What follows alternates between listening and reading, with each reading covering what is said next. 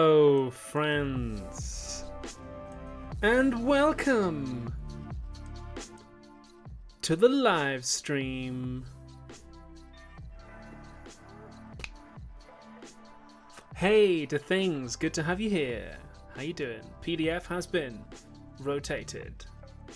Yeah, welcome along, everybody. Welcome. Thanks for being here. Chat, how's the sound? As we go through the stream, I've got a few new songs on the soundtrack. So as we go through, just keep checking in with the levels. Let me in, let me know.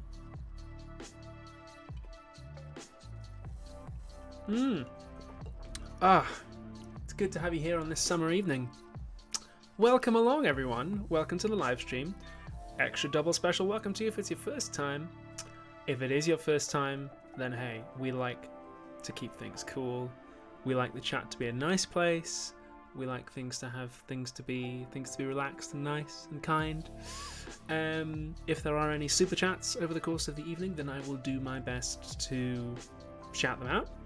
If you are super chatting me a question, then probably best to keep it short so that I have time to, see it and respond. Hey, 626 people already. That's awesome.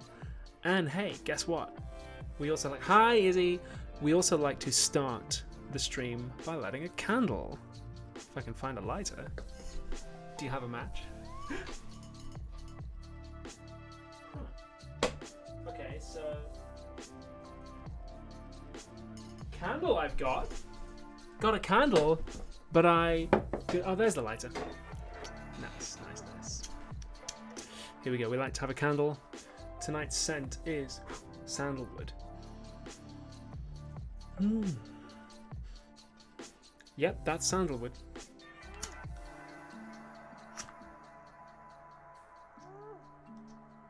It's made of real sandals. Let's not put that over there because then it will set things on fire. Let's clear some space. Put it away from the sensitive equipment. Live streaming from a very, very small room here. Okay. Hey, Iris, never mind. It's your first time tuning in. Welcome along. Welcome along. Put those over there. How are we doing, everyone? Everyone having a good quarantine? Those of us who are still in it? The UK were kind of like, well, we're supposed to be out of it, but everyone's like, nope. Well, some people are. I'm still like, nope. So, what we like to do on these live streams is we like to go through the last video that I made, and I'll explain a little bit about like how I made it, what I think of it, like what I would have liked to improve and do different, and also some of the feedback that it got, and also we'll be looking at some of the fan art as well. Nice. So the Englishman and Joe4422, thank you for your super chats. The Englishman asks, have you noticed a cinematic language developing from your script writing and video editing style on Philosophy Tube over the years? I have. It's easier to notice it when other people do it, because there are, I'm not naming any names, and I don't mind. This is fine, but there are some smaller creators who have clearly been influenced by me, which is cool. Even the way I speak, the way I deliver a script has become a recognizable thing now. So hey, if you're out there doing that, I see you. Nice. Yeah, so we'll go through the video, we'll look at some of the comments. The fan art from this one was beautiful. It was beautiful. I've got some letters, got some mail from the old PO Box, and then we'll just chill. We'll probably have some chill vibes. I might have a slice of pie later on. I baked a pie this afternoon, and we'll get the pie out later. But yeah, it should be pretty relaxed. Got some new tunes. Okie dokie. Let's jump right in. So the last video I made was Charles Darwin versus Karl Marx. What do I think of this video? How do I vibe with it? Well, I'm pretty pleased with this one. I'm pretty well pleased because it came together well. I thought that, I was really proud of the lighting in this one. Like, normally I'm rubbish at lighting. It's like the thing I'm worst at is lighting. But then these scenes, these shots with the skull makeup in the kind of quote unquote studio that I constructed in my living room because I still can't get into my regular studio, the lighting just like by sheer luck worked really well. Classic 3-point setup. I've got a normal color main light here, and then I've got a green fill light here, and I'm also backlit in green as well. The backlight in green is on the other side of the glitter curtain. The glitter curtain's so good because it's like semi-transparent and takes on whatever color you shine on it. So like I don't have a green glitter background. It's the same glitter background I always use, but I can just like change the color of it. It's so nice. Like, and it gets into all the folds and stuff. So beautiful. I love it. Lighting, liked it a lot. That worked really well. Also, the bits in the forest that I filmed, out and about, I was worried that they wouldn't like that's cool. I was worried it wouldn't like splice together well. I was worried it would be like quite disjointed. But it actually works really well, and like it gives it a nice relaxed pace. It keeps things really, really chill. There's no makeup in these bits, no lighting. I didn't do any color. No, I did do a little. I turned up the saturation a little bit there, so the color grading is just like fairly normal and fairly standard. And there's obviously no like advanced lighting or anything. It's very, very, very like, it's very, very just like down to earth, and like it's like real shit, especially like, and some of it came out really like smudgy because I put my fingers over the lens, and like got a thumbprint on the lens, but like it's fine. It actually just like makes it seem more authentic and like less like hyper produced. So yeah, I really did like that. It's really, really cool. I thought aesthetically this one came together really well. I was worried it was like too long, because it's just over an hour, and like I cut about 8 minutes of stuff out, and I'm gonna when I put the blooper reel out for patrons, there's gonna be some deleted scenes. I had a whole bit about the history of eugenics in apartheid South Africa, but just ended up getting cut because it was like 9 minutes long and didn't really add much. So it I love this song. Oh yeah, hi Alice. Yeah, so I was worried it was too long. It was like as short as I could make it. I thought about cutting the credits short and just making them go past really fast, and I was like, nah, that's not fair on the patrons who like pledged to be in the credits. So I was like, I didn't think this one was gonna be a big hitter. I thought this was one that was gonna be like, pretty middle of the road. But it's done really well. Like, 430,000 views in just over a week is really good for one of mine. Like, if any of mine get over 120, then I'm pleased. That's like the line I've set myself. So yeah, I was like really, really happy with that. It's gone really well. It's probably going to break 500,000 soon. I don't think I'm going to keep making long ones. Or not like really long ones. My next one I'm aiming for between 20 and 30 minutes. We'll talk more about the next one later if you remind me. But I'm going to be doing something slightly different. Because, hey, this live stream right now is probably going to be one of, if not the last ones I do from this room. Because I am hopefully moving soon. In the next couple of weeks. I'm still waiting on the contract for the new place, but I'm moving.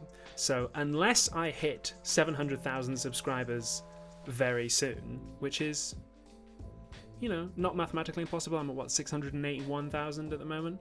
If I hit 700,000 in the next week or so, then I'll be like doing a 700,000 stream from here. But I am going to be moving soon, so for that reason, this is probably going to be the final stream from here, and also the next video is probably going to be a little bit shorter and simpler because I've got shit to do. I don't want to just leave you with nothing for a month. But I was planning one that was like looking to be quite big and quite complex and involve like other people as well. I was like, well, let's just like keep that one. We'll put it on the shelf for now, and I'll do like a shorter one that I've been meaning to make for years actually. That I've been like trying to find a way to make for years. So. Yeah. The next one's going to be something nice. I am moving flat soon. And I like this room. You know, I'm gonna miss it. But the lease is coming to an end, and two of my flatmates have to go. Unfortunately, two of them have lost their. One of them lost their jobs because of COVID, and the other one is a foreign student whose course has been suspended. And the nature of her visa is that if she's not in full-time education, she has to be in full-time employment, or she has to leave the country. And because she's in an extremely high-risk category, she can't get a job. She can't just work in a cafe because, like, if she gets this virus, she's gonna die. So she's gonna have to go. She's gonna have to go. So the flatmates, we're all going our separate ways, which is a real shame. But I need to. Yeah, I think I've been here for a while, and it's time to move somewhere a bit nicer. And also maybe move. Well, I need to move somewhere more secure, because I moved in here when I had less than 250,000 subs, I think, and I'm knocking on the door of 700,000 now, and like this place is not secure enough. Like that's the unfortunate reality of my life, that like you can go straight from the street to my house, to my like flat, and that's like it's not okay anymore. Like I can't live like that anymore, and it's just not safe for me to do so.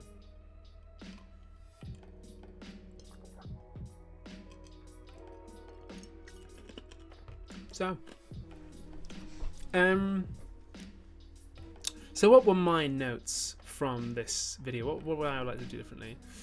Or what was some of the feedback I got? Oh, by the way, thank you to all the people who pointed out that these I talk at one point about the bumps on the trees that I find pretty. Some people, there were like several that's not it. And there were several hundred comments about these. Some people said they are tumors and it's like tree cancer. That was like half of them. And then the other half of everyone said that it was because of pollarding or coppicing, where you like, or coppicing, I don't know, where you like it's like forest management thing that leaves the tree looking like that. So I don't know. But thanks anyway to the thousands of people who left contradictory explanations of why trees look like this. Also thank you to the people who told me about epigenetics. I was aware of it. I cut it for time, but thank you. A lot of people left me comments being like, yeah, this is like epigenetics is a thing, and Lamarck wasn't entirely wrong about evolution, which is kind of cool. Do I have any cool comments? Oh yeah. I hope you can read that. You might need to put yourself in theatre mode in order to read it. But so this person asked, what is it? Tiny Meows asked, well, why not mention disability in the video? Yeah, I think that's definitely a fair criticism. Like, I was in the research stage. I was like, am I going to talk about the philosophy of disability here and eugenics and all of that stuff? And I was like, if I do that, then this video is going to be 2 hours long, and it's basically going to be 2 videos mashed into one. So I was like, well, I can't just say nothing. You can't just talk about eugenics and not brush up against ableism and what it is. So I was like, so what's the other thing I can do with my platform? I can direct people towards a resource that I found useful on that. So I think it's definitely a fair criticism, especially Tiny Meows brings up the fact that Darwin himself was like, I don't know if we would call it like disabled by modern standards, or he was like definitely had like serious chronic conditions. So that like may have really affected his work, and that's a read that I didn't get, which is really, really cool. I think the ideal thing would have been to do a video on disability like months ago, to have like already made it like 3 months ago, and then the research I did on that could have informed my research on this. But that's not how the creative process works, unfortunately. So yeah, I think it's a fair comment. Kyle Be Back asks, sorry you have to leave your flatmates in this situation. I hope the move is a good one for you and you're happy with a new place. Yeah. I think I will be. I think it's going to be good because of COVID. There's like rent has fallen, so there are some. I'm able to get a nicer place than I would usually be able to afford, basically, which is good. I'm guessing that after a year they will put the rent up astronomically and I'll have to move again. But like, hey, in the meantime, why not enjoy it? What else do we have? Oh yeah, the Northern Sea on the subreddit pointed out that my reading of Thomas Malthus kind of jumps the gun because I talk about reading his work as a theodicy, and his work was not accepted as an orthodox theodicy. Like, this is not like a church-approved theodicy. And yeah, I think that's a fair point. Like, many Christians were actually strongly against Malthus's ideas and Malthusian policies. I didn't say it was like an officially accepted theodicy, but I think it is interesting to read it as one, especially when you like compare it to the more secular stuff in Spencer's work. So that's the vibe I was going for. I'm sorry if I didn't make that clear. But yeah, this person's like, I've got a bit of a blind spot with religion and religious participation, and that's like, I don't think that's an unfair criticism. I think that's a blind spot of mine. That's fair enough. Hi, John the Duncan.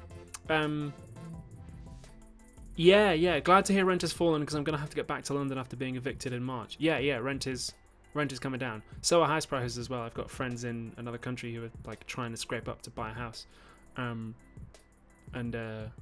Yeah, now's a good time.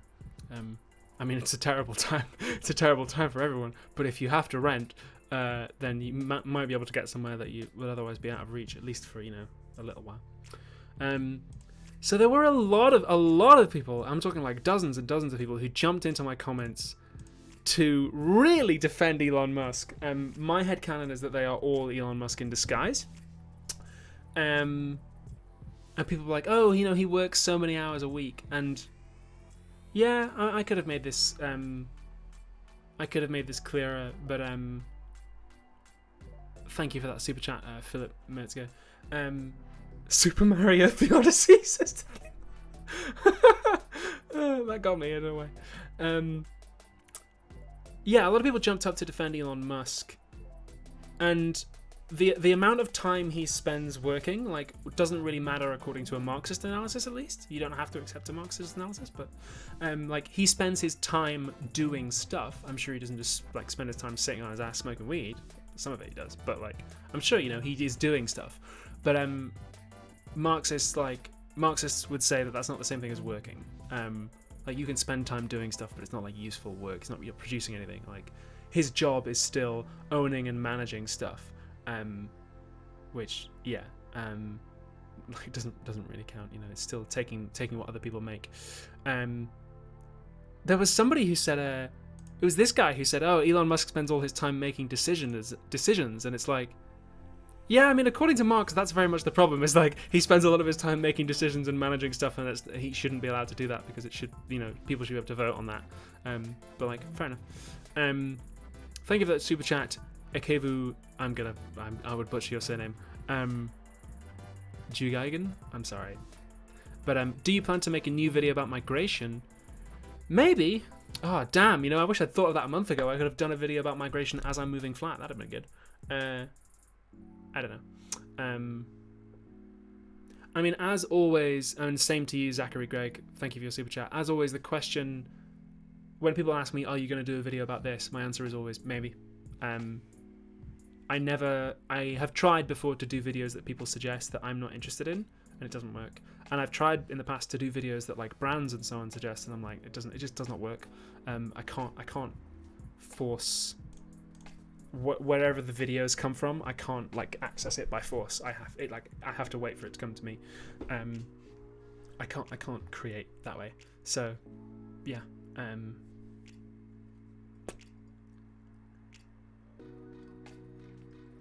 Whenever anyone says, are you going to make a video about something, the answer is always maybe.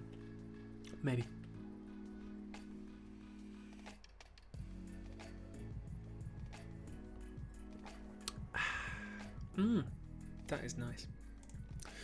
Did I have any other notes to myself? Oh yeah. The reason I pronounced poor and wasteman the way I do in the video when I say poor and wasteman is that I'm from the north, and that's how I say it. We say poor. That's just how we say it. I'm from Newcastle. It's pronounced Newcastle, not Newcastle. Yeah. That's how I roll. I don't know how Wasteman is pronounced in London, but that's how I pronounce it because that's where I'm from. Superdark33 says, Ollie, you look like you lost some weight. I think I have because I've not been vegan for the last few months. Not like, but I'm like, if there's here's where I used to be and like here's where vegan is. I've come like on a way. Speaking of which, Jeans, and that's caused me to lose a bit of weight. Gene Sargent says, what's good to make with risotto? So sometimes I like a smoked mackerel risotto, and I put a bit of creme fraiche in there. It's quite nice. But if you want to go vegan with it, you can leave out the creme fraiche and you can put like peas, asparagus is sometimes good, bit of white wine, bit of parsley, a little bit, just tiny bit of oregano. Don't overdo the oregano because otherwise it'll just take that pasta. But it's like a little bit of that in there, like a herby risotto. If you can get vegan creme fraiche, do it. If not, you can get like just a little bit of almond milk, just a little bit though, and you can just and makes it nice and creamy. Beautiful. Don't ever put mushrooms in anything. Mushrooms are gross. Leave them out. Throw them straight in the bin. People in the chat are like, mushroom risotto. No, never. Mushrooms are disgusting. Get them out of here. Get them out of here. I don't want them. I don't want them in my risotto. I don't want them in my fridge. I don't want them on my toast. I don't want them in my life. Get them out. No mushrooms. I don't know why I became so passionate about that. No, people are saying carrots for risotto. No. Because A, they're a pain in the ass to dice, right? They're a pain in the ass. And it's just like, it's not worth the effort. Because you put them in the risotto, and they're either too crunchy, and they're like crunchy cubes. It's a weird crunchy cube in what should be like a lovely creamy dish. Or either they're like really mushy, and it's like the carrots you used to get in like school food, and it's just like, no, never put carrots in risotto. Waste of time. I tell you what you do with carrots, right? Here's how you do carrots. Really quick, simple, easy, half an hour, beautiful carrot dish, right? Take carrots and you cut them into I don't know what you call it, like battens, sticks, carrot sticks, right? Put them in a pan, boil them, not so much that they get like mushed, but just like boil them until they're like done. And then when they're done, drain them, and then you want to put in, what am I putting in? I'm putting in a little bit of harissa, I'm putting in a little bit of white wine vinegar, I'm putting in a little bit of ground ginger, sounds weird, but it works, a little bit of ground ginger, you want a tiny bit of cumin, a little bit of salt, a little bit of pepper. Oh yeah, you want to dice a couple of garlic cloves, put them in there as well. Oh, and then, a couple of tablespoons of olive oil. What do they say? Oh yeah, it's a bit of chopped almonds, just a tiny bit of chopped almonds.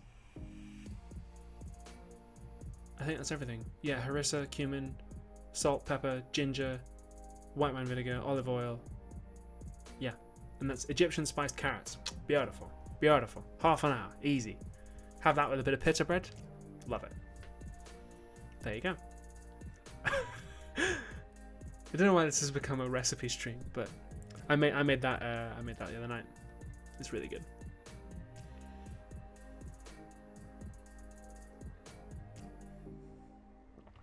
People are like, that sounds so good. It is good. There you go. Don't have anything else. Oh yeah. I have a patron question from Jonathan Kerr, who asks, "Are you hopeful about the future for humanity?"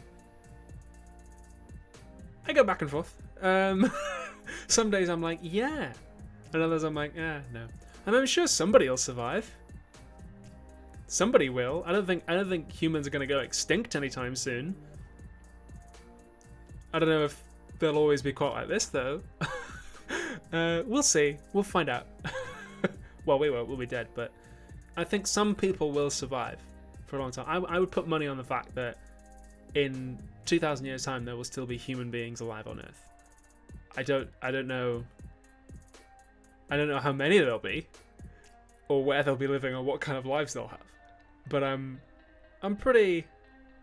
sure there'll be somebody. And hey, if you're watching in the year 4020, yeah, that's how numbers work. If you're watching in the year 4020, then shout out to you. Thanks for stopping by. You speak very good English. Congratulations on making it in the year 4020.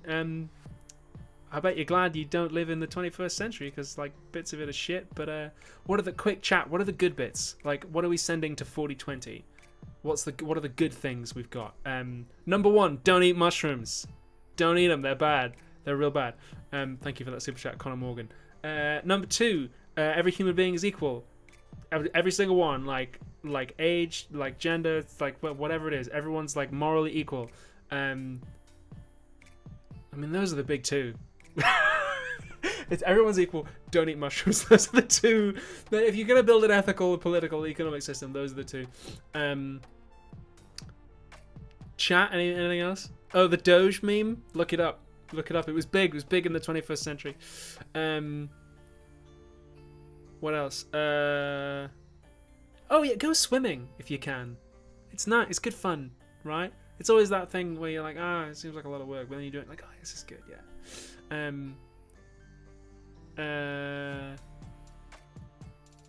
Scented candles. They were made of animal fat and like beeswax and stuff. We burn them. They smell good. Try it out. It's good. What else? People in 4020. What do they need? That's kind of it. Those are the main 2. Yeah. Also, dig me up. Dig up my bones and wear them in a big hat. I don't know. You'll know my skull. You'll know my skull when you see it. It's huge. Hey, I tell you what. Why don't we have a look at some amazing fan art? Because there was some cracking fan art after this video. TB Skyen says, no mushrooms in 4020, only mushroom people. No humans, only mushroom people. I'm not going. So somebody says, Kim Petras invented music, tell them that. They know, she'll be there. Kim will be alive in 4020. Kim is immortal, she cannot die. She is just like part of the universe. She will be alive, she may not be on Earth. She will have Dr. Manhattan off to a distant galaxy. And she will have created synth pop trans life there. And that's where Kim will be. But the legend of Kim will live on, I'm sure.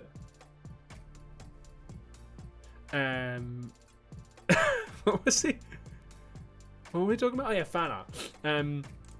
This one from Comrade Ellie is a really nice one, using one of my old headshots as a study.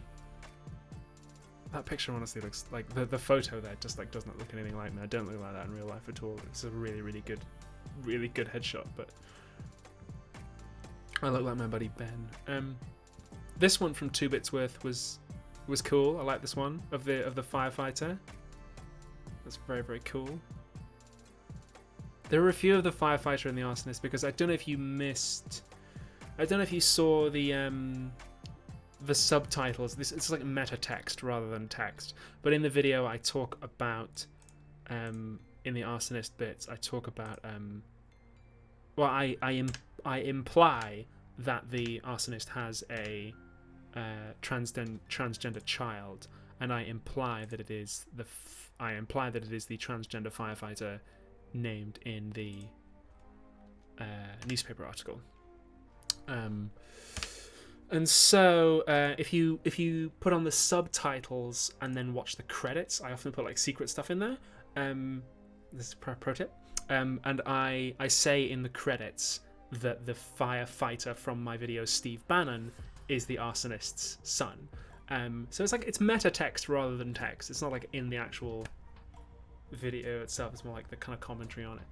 But I retroactively implied or like canonized. That canon isn't real. It's all made up. But like I retroactively made the arsonist's.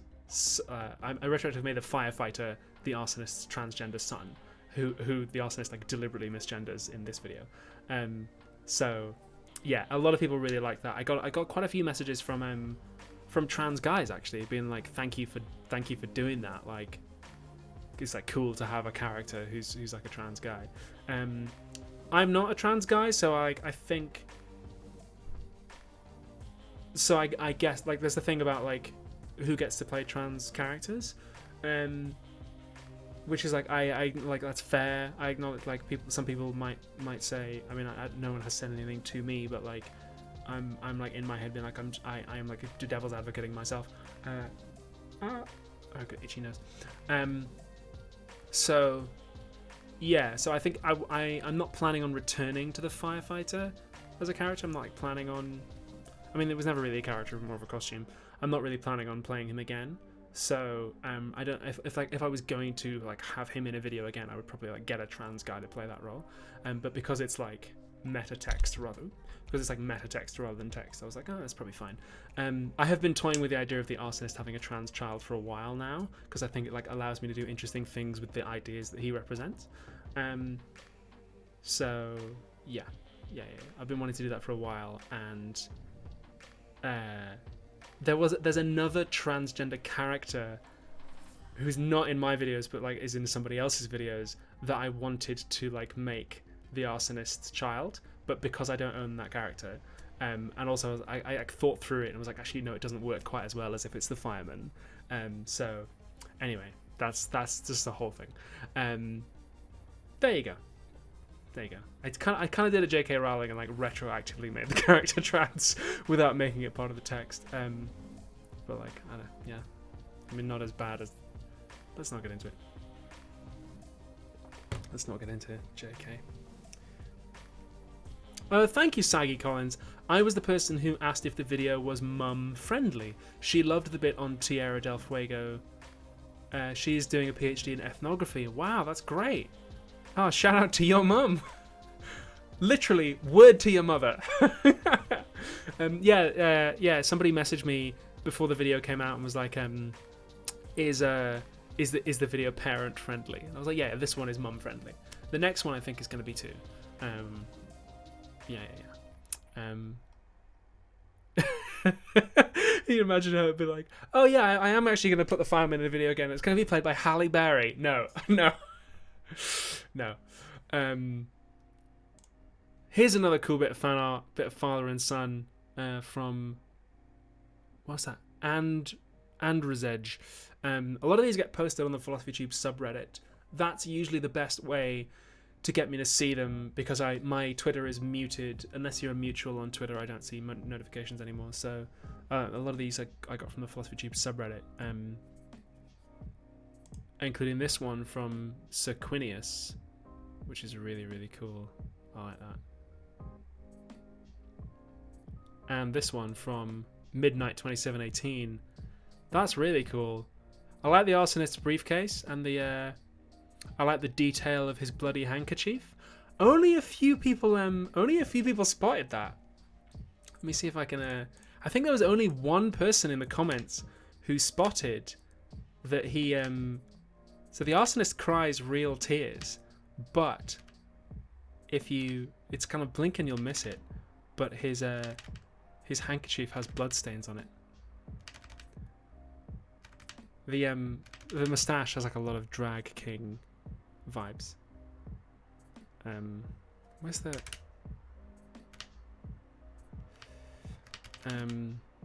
where's that bit with the handkerchief? Oh wait, it's already passed because it's not in his pocket anymore. Here it is. It must be here. There it is. You can see the blood. That was when I thought of that, I was like, oh yeah, quick. I like put the blood on the handkerchief. I was like, that was good fun. It's like, oh, so Tani in the chat says, I saw it, I didn't know what it means. He's like, because he's crying real tears, but his handkerchief has blood on it. Like he's a murderer is the point. It's supposed to be a kind of like a sign that you're not meant to sympathize with him too much. Because he's, this is a, I don't know whose blood it is. But it's just like a sign that like, because the arsonist always presents as very sympathetic and very like, you can always be like, hey, I kind of see where this guy's coming from, but I want to like bring you in, but then like push you back out and be like, no, do not trust this guy. Like he's a liar, he's a murderer. Like the whole monologue is him, like as an actor, like the objective I was playing, like what I was going for is like he's trying to convince himself to murder his son. Like that's what he's building up to. And he's like going through a series like that's sad, and he's like letting go, but then by the end he's just like I'm gonna kill him. Like he's like building up to murder his own son. So yeah, that's what it is. Yeah. He's every time I play him he gets worse. Whoops. Every time I play him, he gets more and more horrible. And I had some trans people who messaged me being like, it's like the things he say are like so close to what unaccepting parents say. It's just like, ugh. Yeah. Every time I play him, he just gets worse and worse and worse, and more evil. That facial expression, just what is going on? This one was it was like I did like 5 or 6 takes of this. It worked really well. It's the first time I've ever filmed The Arsonist in my home, and yeah, I thought it worked really well. It was quite hard to film because it's all one take. There's no cuts. It's all the Arsonist monologue are always, they're always like, there's no edits in them. They're always one thing, because they're supposed to be like a play. It was quite hard because there were people making noise outside my window, so there's like 5 or 6 versions. I'm like, damn it, shut up! Like I'll do a really good take, but then just at the end, somebody will like beep their horn or something outside. I'm like, ah. Yeah, it worked. It worked really, really well. I was really glad to finally be able to play the Arsonist's clean shaven. In my head, he's like clean shaven with the pencil mustache and slick back hair. I can't do that with my hair anymore, but yeah. He's just so despicable. The Thing says it's always tricky to write a character who's persuasive without them inadvertently persuading the audience. Yeah, I agree. And I have had that a couple of times. Occasionally, people do leave me comments being like, "I agree with the newspaper guy," and I'm like, "Damn, okay, I need to make it more obvious." Like in the climate grief episode, he like literally says a Nazi slogan. He says the 14 words at the end, but just minus the word white. He's like puts a cigarette in his mouth. And in this one, he talks about building a society that lasts 1,000 years. Like he's using very famous Nazi slogans. And he's supposed to be sympathetic, but like that's why I do things like With the Blood and in the Steve Bannon video where at the end you like explicitly see him making the Molotov cocktail. Yeah. Like I try to make him sympathetic, but like where that you're being tricked, right? But yeah, it is hard, and I do sometimes like worry that I'm not quite there, or I like made him too. And in the climate grief one, actually, I rewrote that a couple of times because he was too sympathetic. He was too close to what I've heard real people say, and I needed to make him. The climate grief is the only time he loses his temper. It's the only time he like gets angry, and I very deliberately played that in like a very ugly way. He like some people get angry and it's like passionate, it's like beautiful or like powerful, but he gets angry in a very like ugly way. And I did that deliberately because it's like supposed to be like, whoa, this guy is like not someone you want to be close to. But yeah. Do you have a long-term plan for the character, or are you making it up as you go along? Very much making it up as I go along. I have a plan. I have for a while now had a plan for a member of the Arsonist's like family, like another member of his family who I want to play. It's like a really good character for it, but like they need to be in a specific video. So yeah, in fact, and because I did not know the Arsonist's name until recently. He's always just been the Arsonist in my head, and because I now know the name of another one of his family members, I have figured out what his name is. So I do now know him.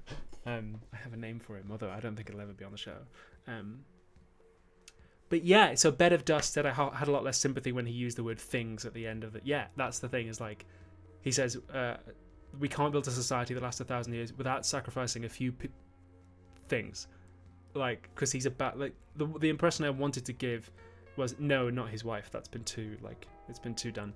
I'm not doing the Arsonist's wife now. It's there's been like too much fan stuff about it now where I'm like, no, I can't, because it wouldn't be my original anything. Because it like the fans have already like people have done fan art and like written fanfics and stuff about the Arsonist's wife. I think there are fanfics. I've not read any fanfic about me, but like. No. That's it needs to be my original thing. So no, I'm not doing his wife. Is his name Mr. Arsonist? No. Yeah. So at the end, he's about to say sacrifice a few people, but he corrects himself and says things. Referring specifically to his son. Isn't his wife dead? I don't know. Was that true? I don't know. There's no canon. Canon doesn't exist. But he said he said he was married. I don't know. I've no idea. I don't know. Anyway, what were we talking about? Oh yeah, fan art. Oh, this one from Johnny Arthur I liked. His it's a fight between Charles Darwin and Karl Marx. That's really cool. It's like a video game cutscene. It's very like Assassin's Creed concept art. I really like it. Yeah.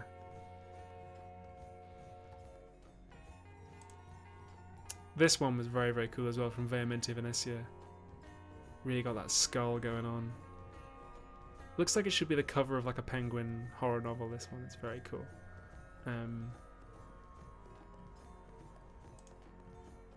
And this one too from Rainy Night.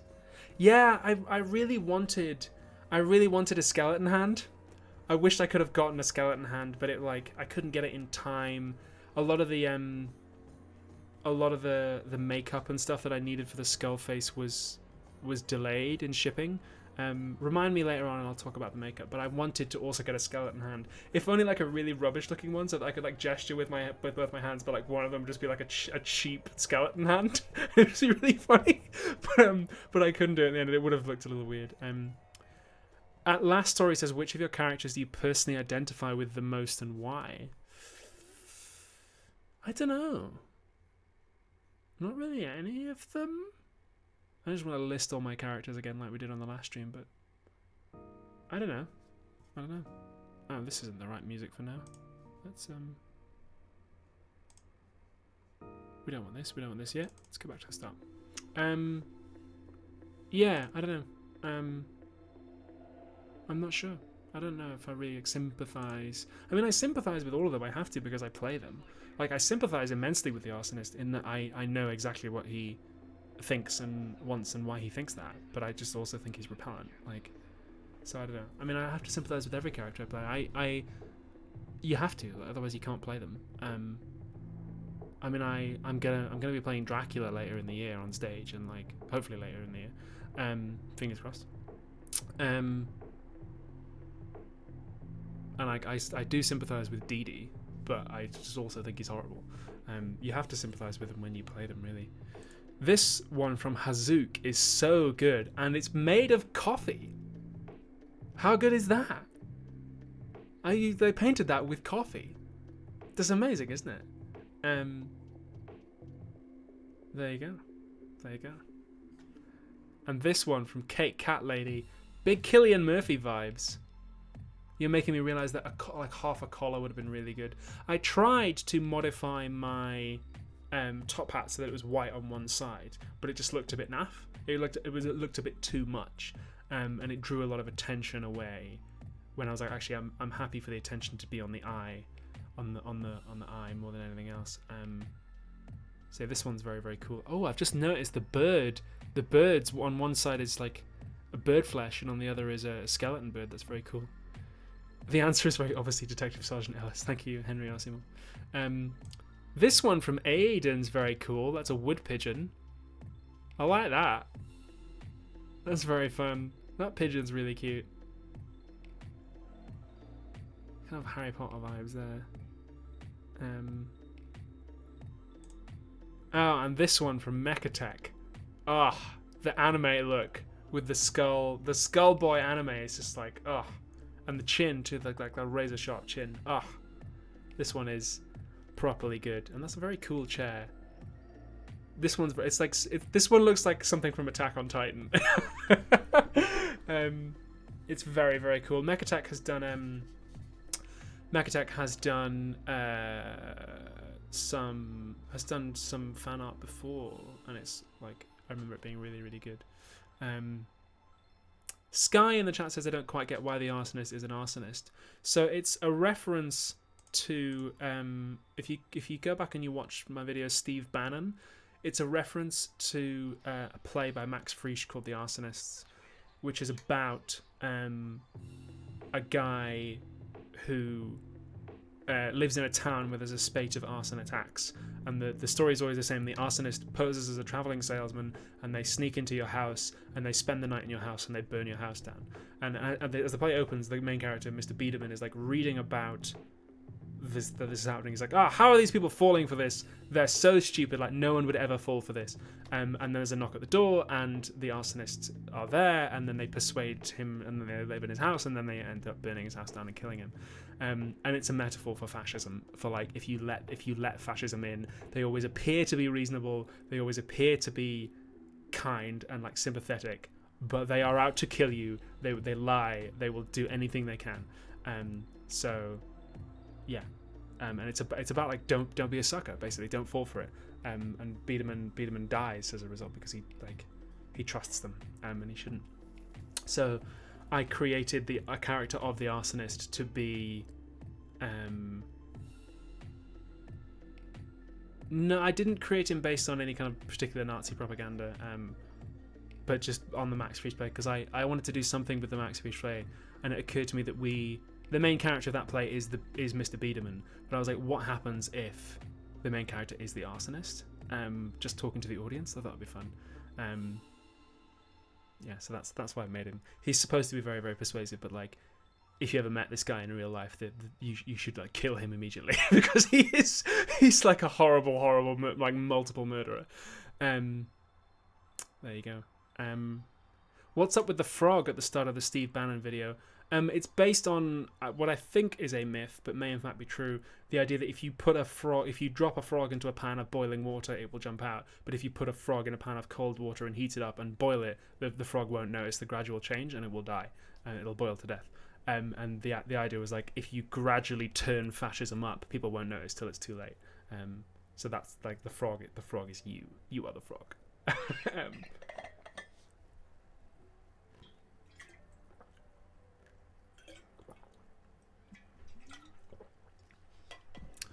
No, the arson is not a metaphor for outrage and outrage media.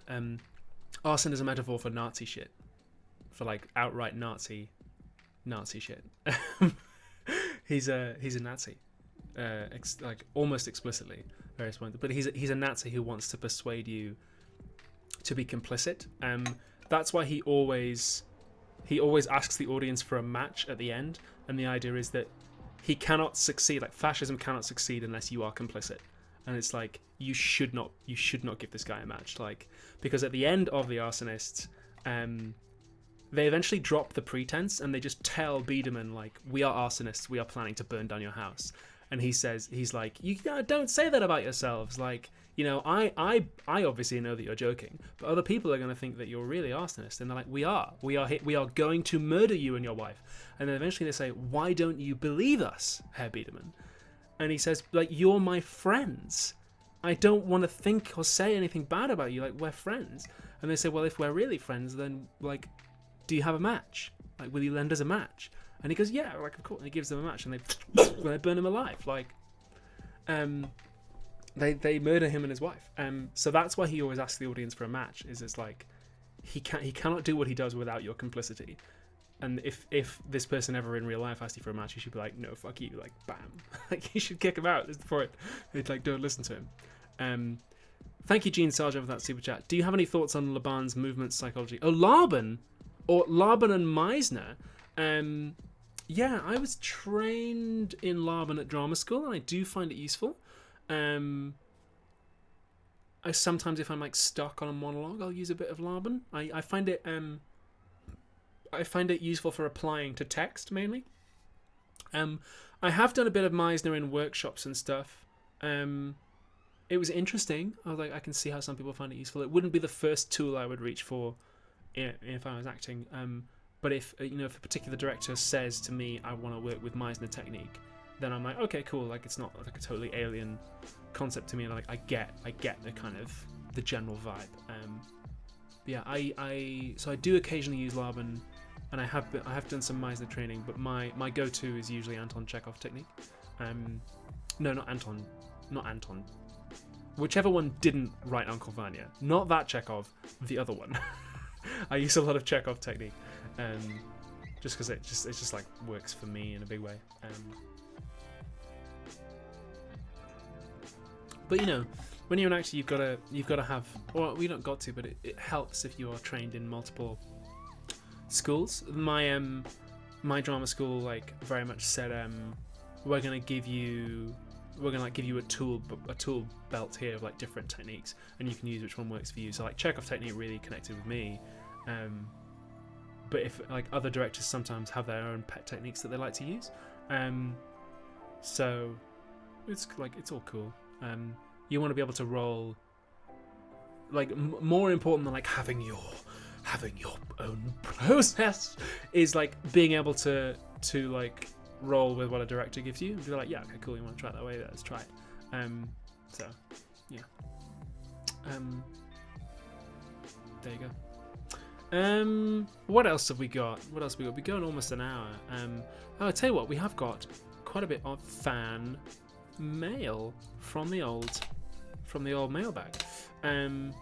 So I'll tell you what, I'm gonna nip downstairs. I'm gonna cut myself a slice of pie. I'm gonna then bring that pie up. I'm gonna eat the pie. When I get back, ask me about the makeup.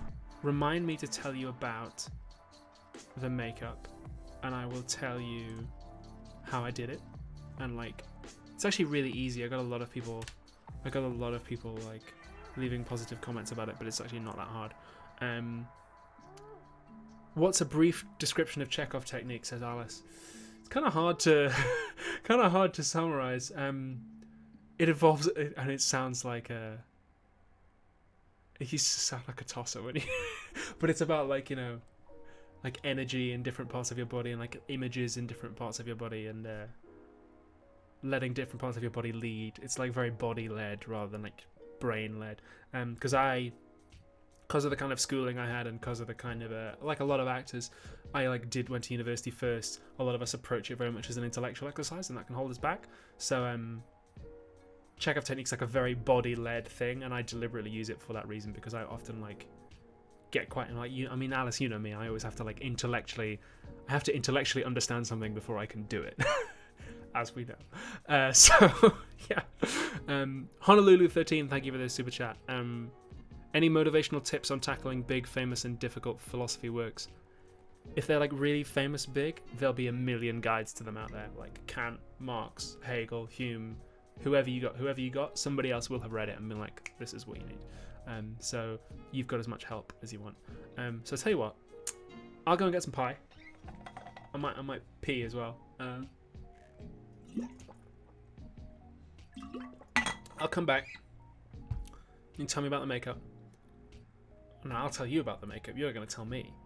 And then we'll open some letters from the mailbag. So, let me turn up the music.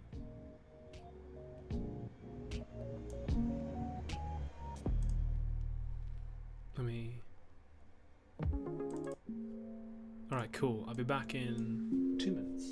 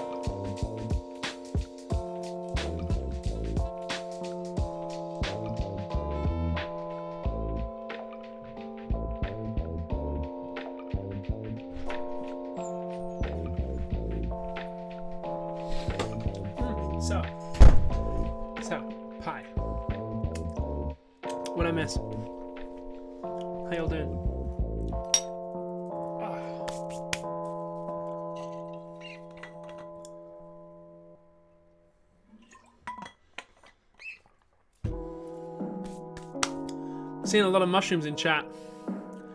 You know I can just ban that emoji, right?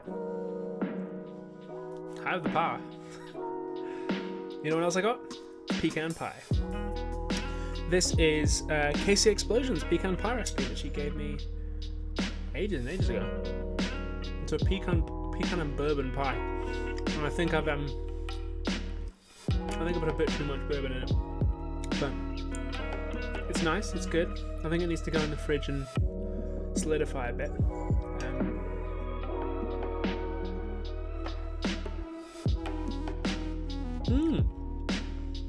Okay. It's pretty good.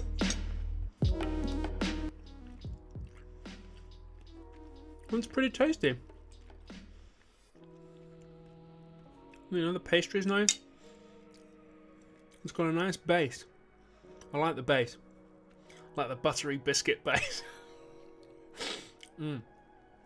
Not bad. Not bad at all. Good work, babe. And thank you to Casey Explosion for the recipe. Really easy to make. You want to get you want to make some pastry. Everyone always freaks out about pastry. It's a piece of piss. Butter, flour, water, piece of piss. And then you want some butter. You want some maple syrup. Just melt that up, melt it down. Just like stir it around. Put a cheeky bit of vanilla extract in there. Put a couple of slugs of bourbon in there, and some blended up pecans. Mash them all up. Mash that up. Put it in the pastry. Bake that shit. When it comes out of the oven, you put some pecans on the top. Bosh, pecan pie. That's how we do it.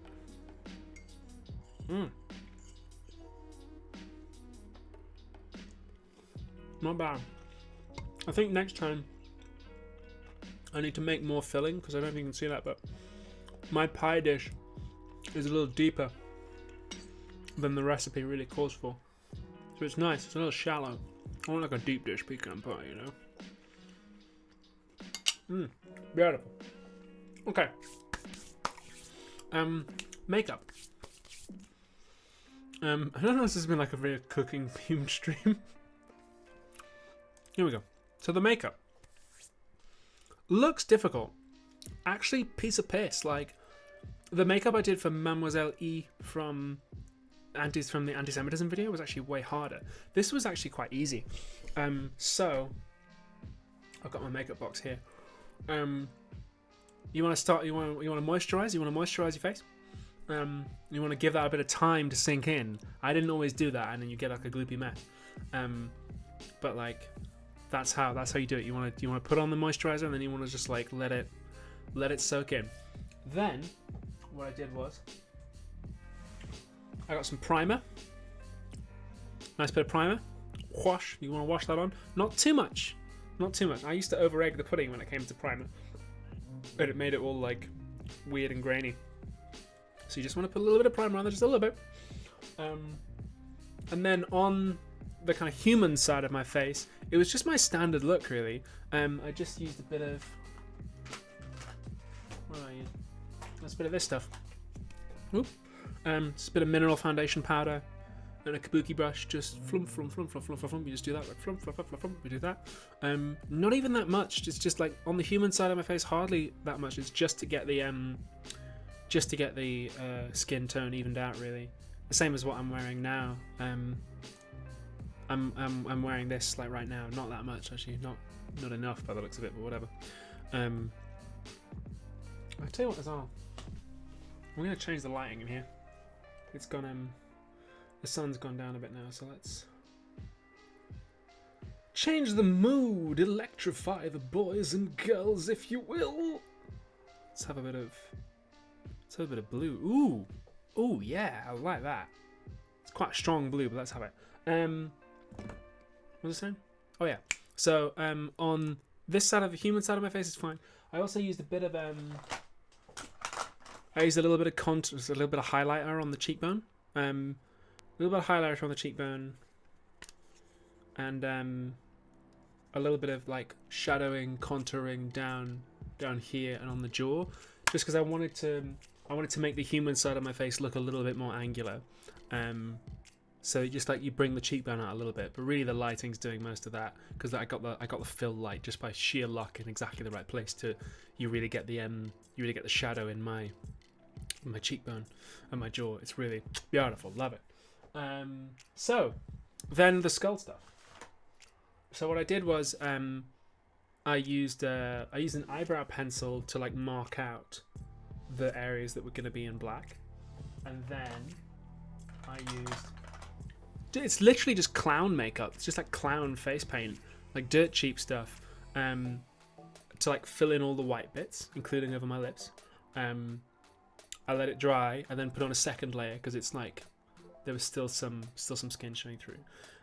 This stuff's actually really nasty. Like I had quite bad acne on my face for like a few days after using it because it's just like, you know, industrial fucking wall filler. Like it's not good skin makeup. It's just like, this is like cheap ass shit. So that was the white stuff, and then oh sorry, before I did the white, I went over my eyebrow pencil in eyeliner just to like fill in the lines. So I did that, and then what else? Oh yeah, I used again just like cheap black face paint, water based. It's coming apart. To on a brush, just like fill in the black bits, and again did 2 layers. I put in that contact lens. You can see that was the first step. Put that in. But then I painted the black bits in. Again, give it a bit of time. Here's where things get tricky and clever, right? Then I took my eyeliner, my eyeliner pen, and I drew in the teeth. You just like you extend it and then you draw some vertical lines, right? And it looks more complicated than it is. But what you do is you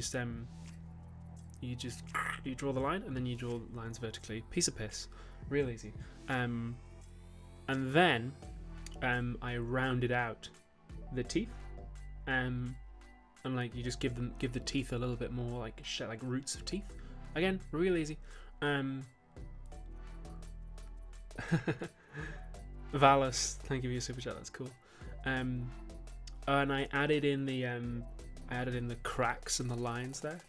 And then there was, what else did I do? Oh yeah. Then I took like a shading brush. I took a shading brush and a little bit of black eyeshadow, and I just shaded in the teeth just a tiny bit, just to give them it gives them an illusion of depth. And I also, I'll show you here. I also used the brush to go down this side of the skull to paint in the sides here and down my jaw again, just to give it a bit of like depth to it. And then I also, you see this like black bit here, like on the side of my face. I just like shaded that a little bit just to blur it a little bit. And that was it really. And then you go setting spray and you're done. And the whole thing took me 40 minutes. Like piece of piss. Whereas the Mademoiselle E makeup was like a lot harder because, you know, I had to put like peach concealer on to cover beard shadow and all the rest of it. But yeah, this one was real easy. It's not actually that difficult. It looks impressive, but it's not hard. That's it.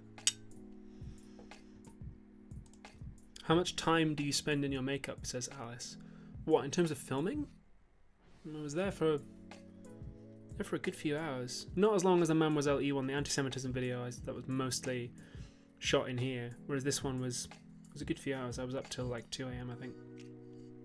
So I shoot at night because it's quieter in the street outside, and also when the sun is down, it allows me to get the lighting that I want. So right now, I don't know if you can see, but I'm wearing basic foundation, and I'm also wearing a little bit of highlight powder on my cheekbones, just because why not? Yeah. Oh, sorry. I'll try and chew off my. Next vid, says Eleanor Sherry. Yeah, I think the next one's going to be a little shorter. I'm trying to make it shorter. And it's going to be something a little different. I won't say what exactly.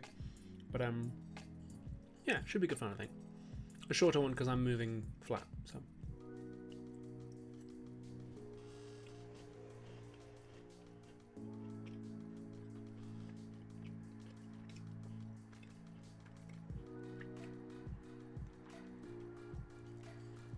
Sorry, I'll try and eat this pie quick, and then we'll have then we'll open some mail.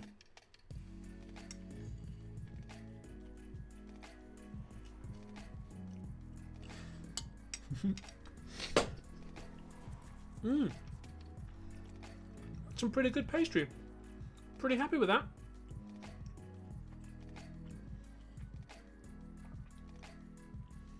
Am I familiar with the Strindberg play The Stronger? No, sorry. No, I'm not.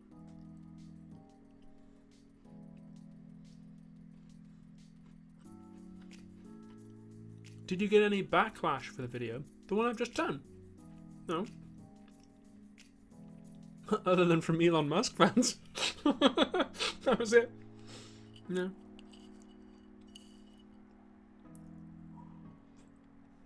No, it was the last video, the Darwin versus Marx, was quite positively received. Here's something interesting. When you upload to YouTube, you're allowed to tell YouTube what category it is, whether it's like entertainment or science or politics or whatever. I've been playing around with that, and I marked this one as science. I told YouTube like this is a science and education video, and I don't know whether that changed how the algorithm has played with it or not, because it's done well. It's done good numbers in a short amount of time, and I wonder. I don't think it. Well, I can actually go into YouTube, and YouTube can tell me whether it was viewed by like subscribers mainly or new people mainly, or like what the mixture of those was, and it's about the same as usual. But I think it.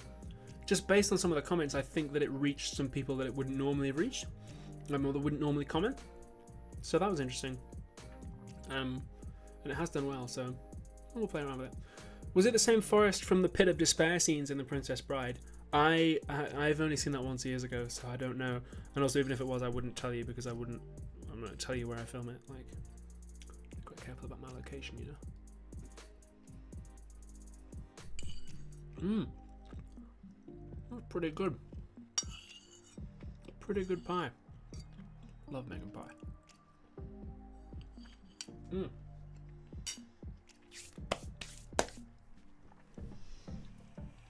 you find making videos a good outlet while stuck in quarantine? Yeah. I'm still sick of being stuck in quarantine, but my first one, the first one I made under quarantine, the Beauty and Ugly Times, the one about Lolita and Ardo, which just passed 500,000 views a couple of days ago. That was kind of like a crisis video, really.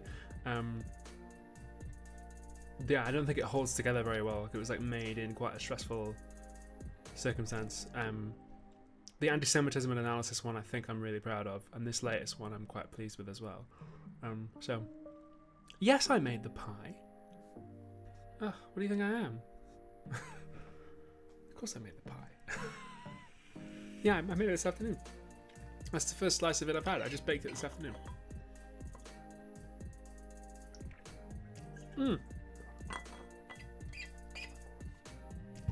Let's open some letters.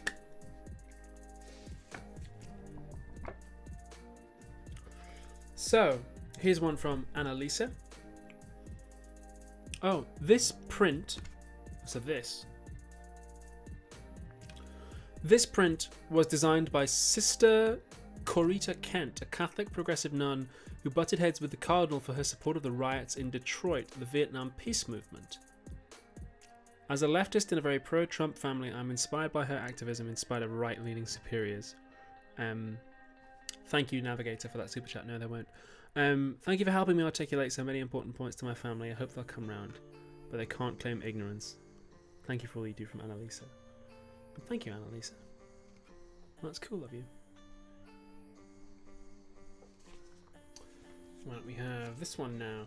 By the way, thank you to the people who've sent me... So there are a couple of people who've sent me letters for the second time, or like not for the first time. Thank you to you, but I'm not going to read those out on a stream. I'm going to have a rule from now on that I am not going to... I'm only ever going to read out the first letter people send me. If you send me multiple things, I'm not going to acknowledge them. And the reason for that is, in the past, some of my stalkers have started out as regular fans, and then they send me stuff, and that makes them feel good that I read it out on the stream, and then they want that validation again, so they send more and more and more and more, and they get more and more into it. So, new rule, only reading out one from each person. Not that I don't appreciate the stuff you send, that's very cool, but... Hello, I am Sam. Writing isn't really my thing, so I apologise for any mistakes, but I wanted to say thank you. I'm currently in college doing media production.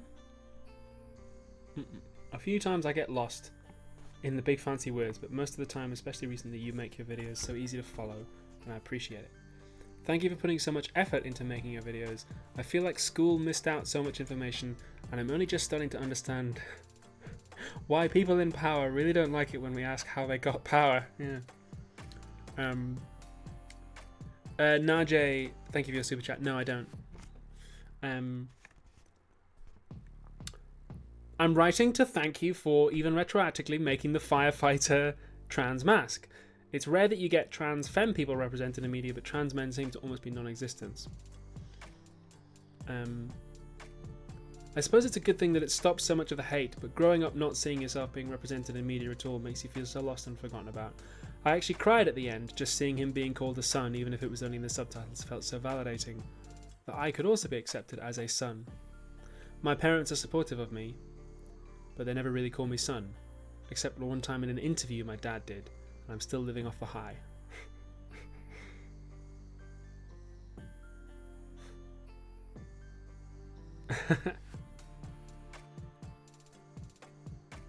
That's really cool, Sam. I'm glad.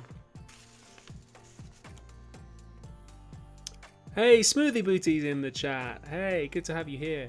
Yeah, Reddit's usually... I usually check the subreddit before I do a stream, just to get the fan art. Because as I say, like my Twitter settings are set to mutuals only. If you message me on Twitter, I will not see it, and that is by design. Oh, hey, Sam.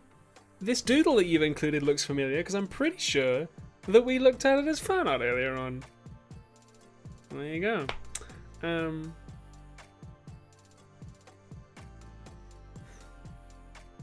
That's a cool letter. Thank you, Sam. That's awesome, dude. Thanks. Here we go. Here's another one. It's Enceladus. Cool name. I'm a researcher doing a postdoc abroad, for which I had to leave my partner behind, temporarily, but for months at a time. I thought of myself as being a long-range astronaut mission, being an astronaut on a long-range mission before COVID hit. The content you make has meant so much to me in this hard time, alone and self-isolating in a foreign country. Oof, yeah, I bet that's hard. So much of what you make is brain food and soul food. Damn, that's cool. I'm sending this card from the furthest reaches of the... Can't read that word because the barcode is over it. But the card, it's come from the farthest reaches. The farthest reaches of somewhere. From H. Well, thank you, H, in the farthest reaches, wherever you are. Damn, it's H from the year 4020. Let's have this one now. Oh.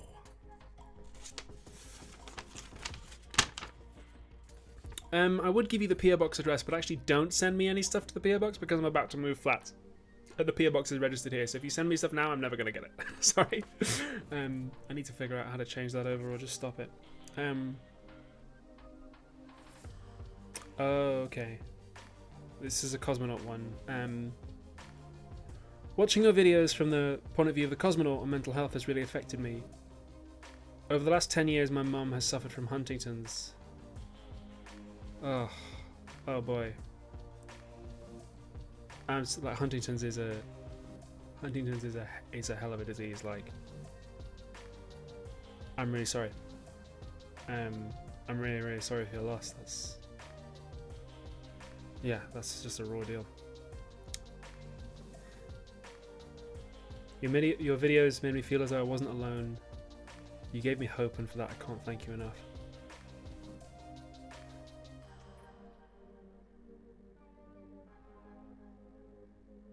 The letter doesn't have a name. It's not. There's no name, but yeah, you fly safe. Fly safe. Wow. P.S. For the love of all that's good, restock the pin badges. Yeah. I'm going to. I'm having new merch designed. So there's going to be a new T-shirt available soon, which I've seen a preview of and looks quite cool. So there's going to be a new T-shirt, and then we're also going to restock the pins and a couple of the other things. So merch is coming soon. It's coming soon, I promise. The merch is coming. Ooh. Ooh.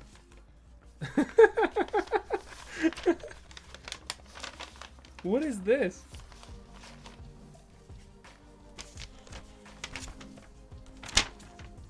Oh, there's no... Oh, look at this. Doodles of Mademoiselle E. Check it out. From Toad or Fode? Isn't quite clear, but... No, Toad. Hello, I'm Toad. I'm a 15-year-old queer kid living in North Texas. Nice. Love North Texas. Found your videos, and I'd like to thank you for opening my eyes to so many ideas I'd never been exposed to till much later.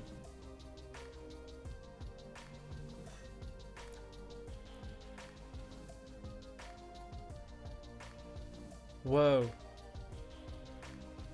So I won't read this. I won't read that out, Toad. But that milestone you've reached is amazing. Well done. Well done. I thought your points on anti-Semitism were really interesting. I didn't realize it was present even throughout medieval Spain. Yeah, right? I mean, the research was eye-opening to me too. We aren't exactly taught about early examples of anti-Semitism, only the Holocaust. I wish schools would people more on the topic. Then maybe people would be educated enough to fall into that line of thinking. I did some sketches of the Mistress of Resistance.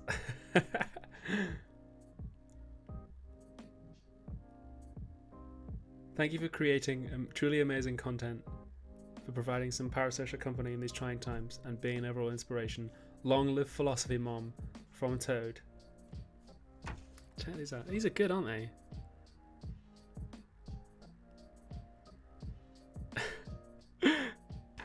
I used to draw cartoons when I was a teenager as well. I wish I kept it up. Keep it up, Toad.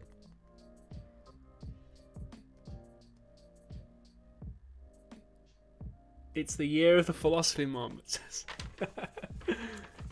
Remember, there's something included here as well. P.S. Here is a worm on a string. Her name is Eng, and is the 34th worm I've owned. Weirdly, worm on a string remind me of your channel.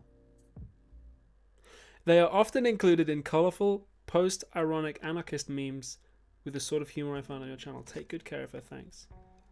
Oh, the only thing we have to lose is our strings. This is cool. I'm like, I feel like I'm gonna put this on a fishing rod in Zelda and go catch a Helian loach. It's the sinking lure, but look, it's a little worm with googly eyes.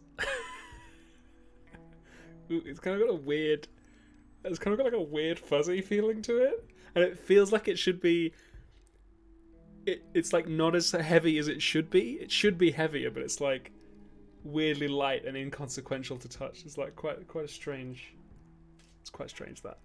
But thank you, Toad. Okay, last one. There's a lot in here.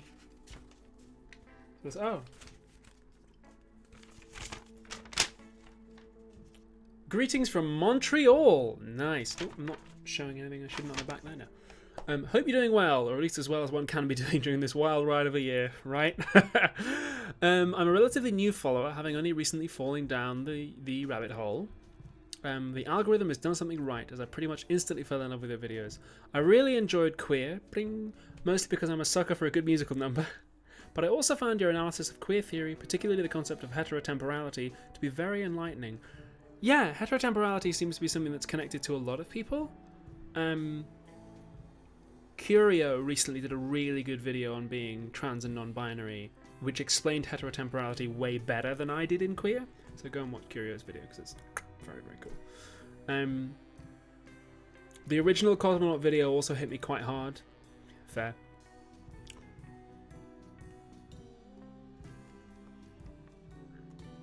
Honestly, the video that meant the most was actually the first one I ever saw, Anti-Semitism and Analysis. As a Jewish person, I really cannot overstate how much I appreciated that video. I'm a fairly radical liberal in the American sense, so I've spent a lot of time in leftist spaces. Despite this, I can safely say without exaggeration that your video is the first time I have ever seen a non-Jewish person talk about anti-Semitism on the left without any prompting from Jewish people. I literally cheered when you talked about how to avoid anti-Semitism when discussing Israel. Well, I'm sorry that I'm the first person you've heard talk about that, but I'm glad I could be. That's really great. That's awesome. It wasn't entirely without being prompted. Like, people have been prompting me to make that video for years. But, you know, I can't take all the credit, but I'm glad that you enjoyed it. As a Jewish person, and especially as a woman, whenever I've raised these concerns in the past, I was shut down for being attention-seeking, or having a persecution complex, or being too fussy. That's no good. That's why it meant so much to me to see a Gentile recognize and speak up about these issues. Beyond that, I really appreciated how much effort you spent making sure the video was respectful, even going so far as to hire 3 different script consultants. Well, yeah, that's essential. Yeah, you got to do that. The video wasn't perfect, but the amount of work you put in is clearly evident. As a Jewish person, all I can say is thank you. As a French speaker, though, the jury's still out. Ooh, vicious! Fair enough. Along with this letter, I've included some note cards with random quotes from your videos that I found interesting or made me laugh. I enjoy doing calligraphy as a hobby, and to practice, I started writing down random things. Oh, cool.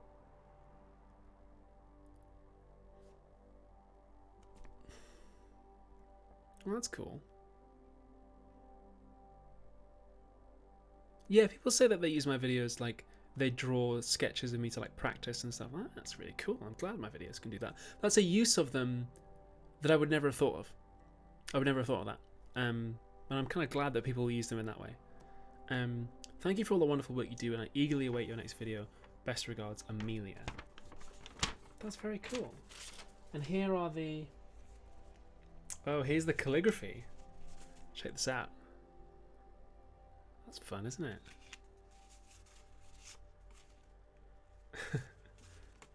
Steady as she goes. What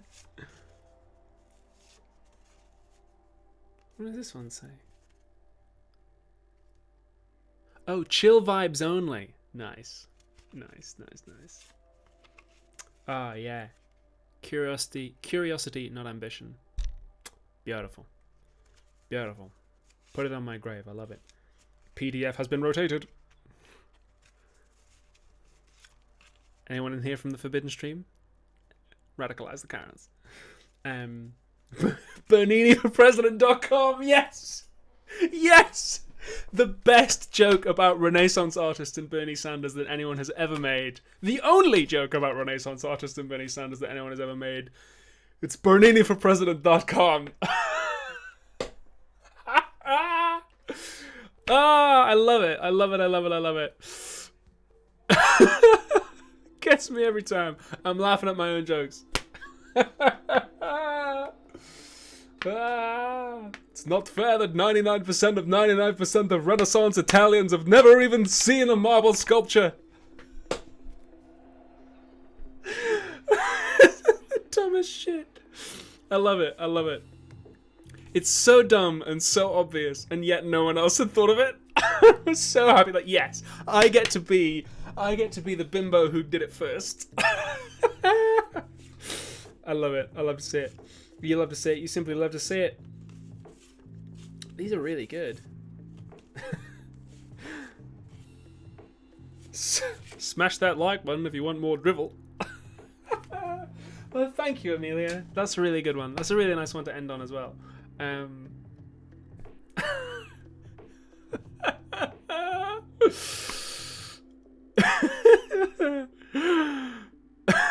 Still laughing at Vanini.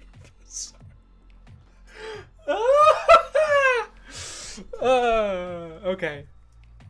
Everyone chill. Everyone be cool.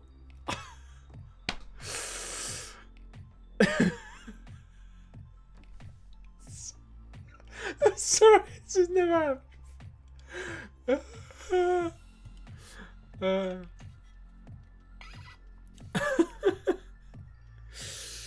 Hey, Juliet, thank you for that super chat. Finally got a job that pays enough that I don't have to rely on parental support, so I can finally come out as trans. Oh my god! Oh my god, Juliet, well done! Sick ass name as well. Unless you're one of those people where like your super chat thing is dead naming you, in which case I apologize. But wow, congratulations. Yeah, let us know in the chat whether that's your real name or if that's your financial, you're being dead named by YouTube there. Let me know. Let me know.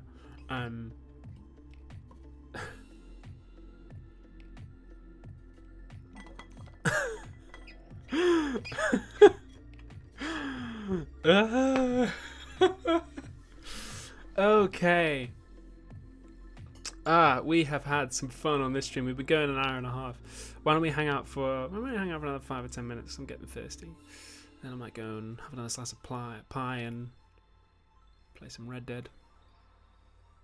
Juliet is my new name. Ah, yeah, nice. Cool. Good choice. Very, very cool.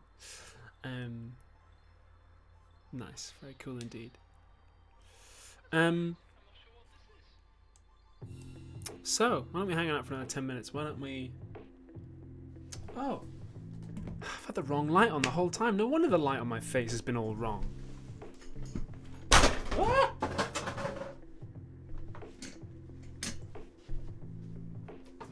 Broke my fan. Here we go. Oh, that's better. Well, I'm fine. I figured that one out with 10 minutes to go. Yeah.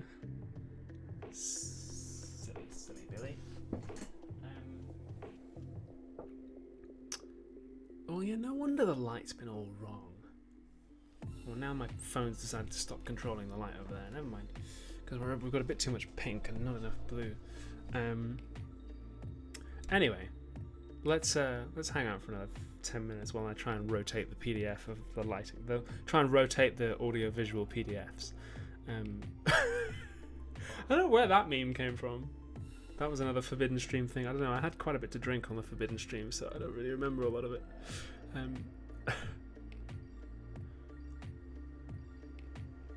No, I'm not growing a mullet on purpose. Have you noticed there's a pandemic on? I can't go and get a haircut. That's what's happened. Yeah, although I did book. I have now finally booked a hair appointment. I booked one today because here we go. God damn it. Yeah, I finally booked a hair appointment today. Because the salons and the barbers in London are just opening up again. So and now everyone's like jumping into book one. So I've managed to book a haircut for like 2 weeks time. They're all like backed up. But I might get a bit of a different style. But yeah, it'll be nice to. At the very least, the people are saying don't cut it, but at the very least, I need to like get the split ends and have it tidied up because it's like, yeah, it's becoming slightly unmanageable.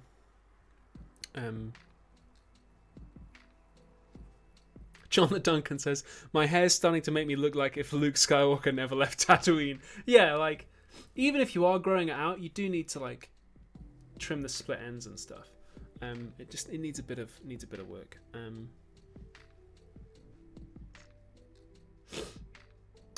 Nice. Reddit just banned all the transphobic subreddits. Nice.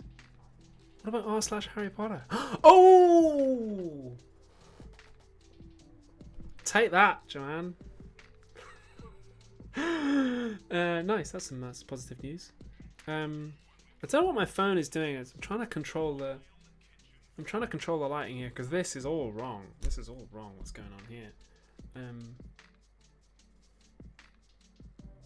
Why can I control that one but not this one? That one's way further from the internet. Like, what are you doing? What's your problem? What is your malfunction? Like, why are you... I'm trying to do a stream here. You know? Andy, you've got the good tripod. She's got to use the rubbish tripod and she's fine. You're such a diva, Doorlight.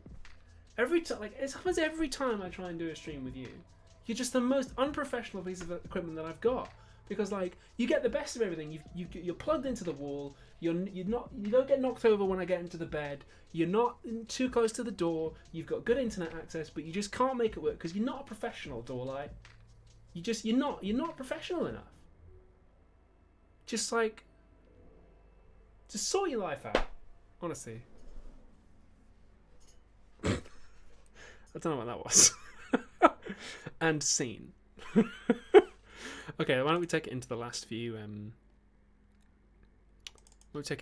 minutes here.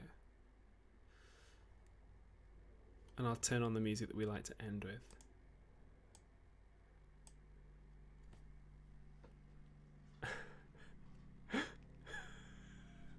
You're fired. You're fired, Doorlight.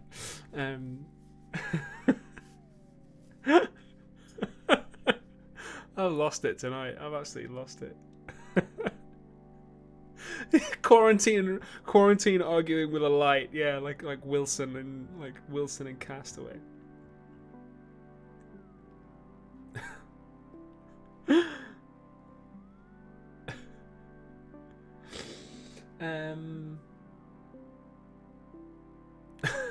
What are we talking about? I'm still waiting on this thing. Never mind. Bugger it. I'm just going to have to make do with subpar lighting. It's not my fault. Some people... Don't know where you trained. How are you liking Breath of the Wild, says Ash of Titans. It's good. I finished it. I was sad to finish it, actually. You know, I even got the DLC where you get the motorbike. I really enjoyed it. It's good. I wasn't quite ready to give up being in the wilderness, so I've gone back to Red Dead Redemption 2. Starting that again. That's good. That'll take me ages to finish. That'll tide me over. Yeah.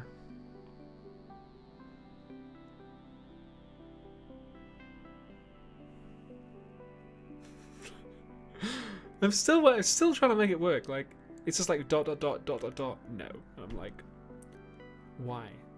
Why not? Why are you doing this to me? After everything I've given you. I've made you a star, Doorlight.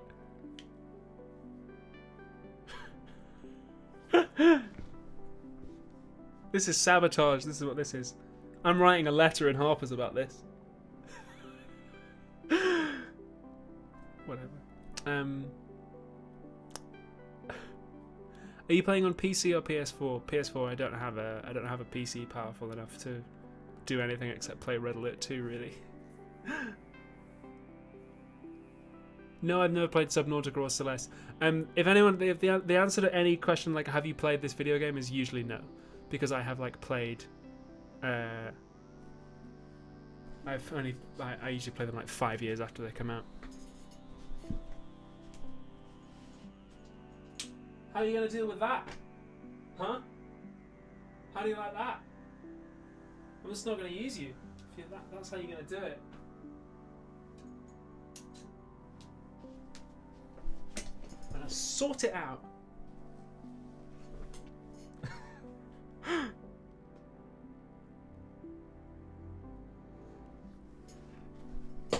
John the Duncan, I miss Red Alert 2. Yeah, it's great.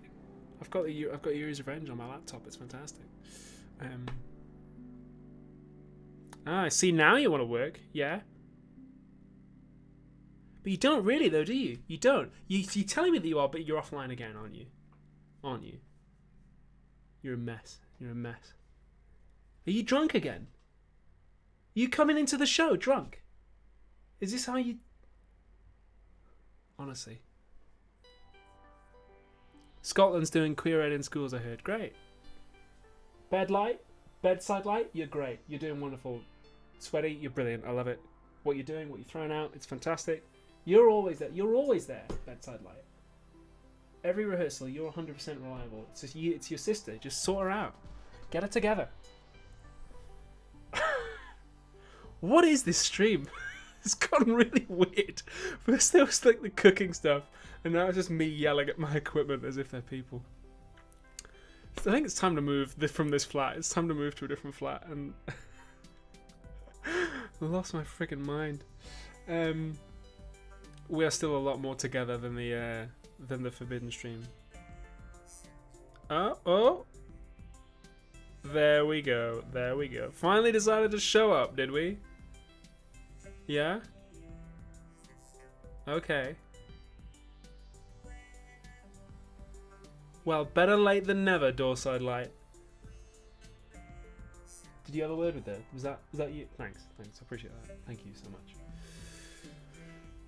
You're great, by the way. Thank you. Good, really good show tonight. Yeah, this has been a weird stream.